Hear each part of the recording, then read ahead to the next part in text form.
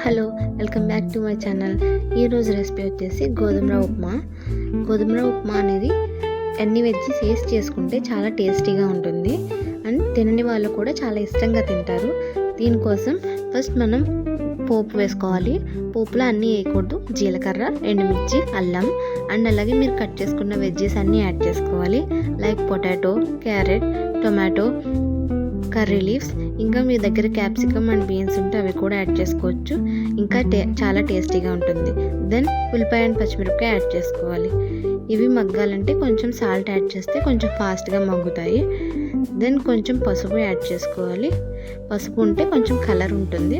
కలర్ఫుల్గా ఉంటే అందరూ చాలా ఇష్టంగా తింటారు.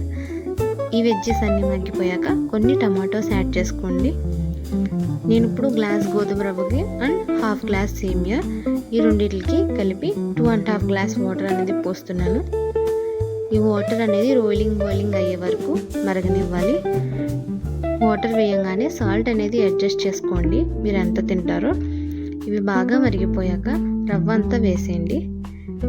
చాలా టేస్టీగా ఉంటుంది. తినని వాళ్ళు కూడా చాలా ఇష్టంగా తింటారు. మరిన్ని ఇలాంటి వీడియోస్ కోసం మన ఛానల్ని సబ్స్క్రైబ్ చేసుకోండి.